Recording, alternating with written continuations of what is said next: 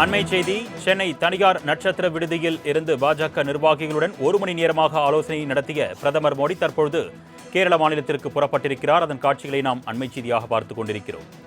பாஜக உயர்மட்ட மற்றும் மையக்குழு உறுப்பினர்களின் ஆலோசனை கூட்டத்தை முடித்த பின்னர் தற்பொழுது பிரதமர் மோடி கேரளா புறப்பட்டு சென்றிருக்கிறார். அதன் காட்சிகளை நாம் அண்மை செய்தியாக பார்த்துக் கொண்டிருக்கிறோம். சட்டமன்ற தேர்தல் வியூகம், தேர்தல் பரப்புரை உள்ளிட்டவைகள் குறித்து பாஜக மையக்குழு கூட்டத்தில் 1 மணி நேரமாக ஆலோசனை மேற்கொண்ட பிரதமர் நரேந்திர மோடி தற்பொழுது கூட்டம் முடிவடைந்த பின்னர் கேரள மாநிலத்திற்கு புறப்பட்டு சென்றிருக்கிறார்.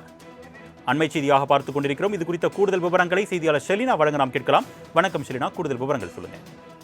2 நாள் பயணமாக பிரதமர் தமிழகம் வந்திருந்த நிலையில், குறிப்பாக நேற்று புதுச்சேரி சென்றிருந்தார். அதனைத் தொடர்ந்து தமிழகம் வந்திருந்த நிலையில்தான் இன்று ஆலோசனை கூட்டம் என்பது, முக்கியமான ஆலோசனை கூட்டம் என்பது நடைபெற்றிருந்தது. குறிப்பாக மையக்குழு, அதே போல தேர்தல் தொடர்பான ஆலோசனை என்பது நடத்தப்பட்டிருந்தது. இந்த ஆலோசனை கூட்டத்தில் பாஜக மாநில தலைவர் நயனா நாகேந்திரன், அதே போல முன்னாள் தலைவர் அண்ணாமலை, தமிழிசை சவுந்தரராஜன், வானதி சீனிவாசன் உள்ளிட்ட பாஜக முக்கிய நிர்வாகிகளும், அதே போல பாஜக சார்பில் வரக்கூடிய சட்டமன்ற தேர்தலில் போட்டியிடக்கூடிய வேட்பாளர்களும் கலந்து கொண்டிருந்தார்கள்.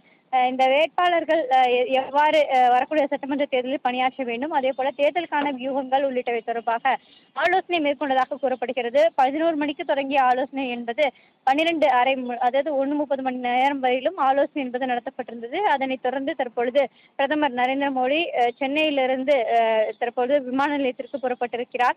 இங்கிருந்து கேரளம் செல்ல இருக்கிறார். தொடர்ந்து பல்வேறு மாநிலங்களுக்கு தேர்தல் தொடர்பாக ஆலோசனை என்பது மேற்கொள்ளப்பட இருக்கக்கூடிய நிலையில்தான் தமிழகம் வந்திருந்த பிரதமர் மோடி பாஜக முக்கிய நிர்வாகிகளுடன் இன்று ஆலோசனை என்பது நடத்தப்பட்டது. 18 பேருடன் மைய குழு உறுப்பினர்களுடனான ஆலோசனை என்பது நடத்தப்பட்டதாக கூறப்படுகிறது. அடுத்தடுத்து வரக்கூடிய தமிழகத்திற்கு என்னென்ன மாதிரியான பயண திட்டம் என்பது போடப்பட இருக்கிறார்கள், அதே போல தேர்தல் தொடர்பான ஆய்வுகள், அதே போல தேர்தலுக்கான பணிகள் எவ்வாறு மேற்கொள்ள வேண்டும் உள்ளிட்ட தொடர்பாக ஆலோசனை வழங்கப்பட்டதாகவும் கூறப்படுகிறது.